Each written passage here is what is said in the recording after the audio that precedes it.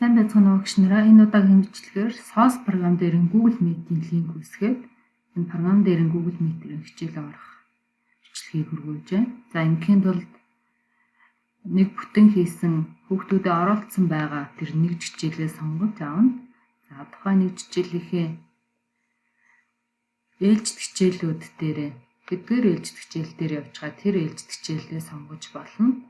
За жишээ нь би 5 дахь ээлжид хичээл дээр Google Meet үсгэе. За тэгэхээр бол энэ Add Activity Resource гэдэг дээр дарна. За All Activity хэсгээс Google Meet гэсэн апыг сонгоно. За энэ дээр Room Name гэдэг дээр нь тухайн Google Meet-ийн нэрийг өгч болно.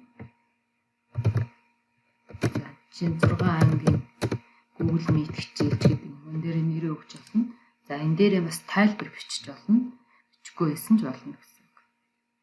За энэ дээрээ тухайн Google Meet хичээл хэзээ орохын хугацааг бичиж өгнө.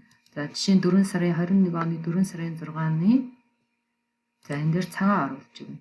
За 11 цагаас 11 цаг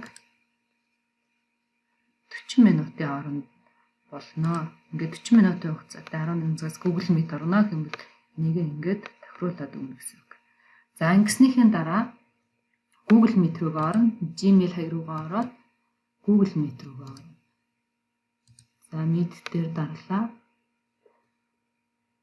За New Meeting дээр дарлаа. За эндээс Create Meeting for Later гэснээр сонгоно.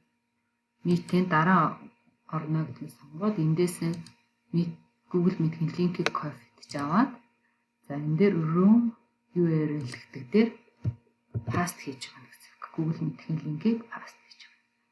За ингээд Save and Display дараа. За тэгэхээр 6 ангийн хичээл гэсэн Google Meet хичээл 4 сарын 6-наас 6-ны 11-ээс 11:40 хооронд болно гэдэг. Ингээд энэ мэдээлэл маань сурагчид харагдана гэсэн. За тэгээ Enter дээр ингээд хүүхдүүд маань ингээд Google Meet дээр орно гэсэн. За анхаарал хандуулсанд баярлалаа.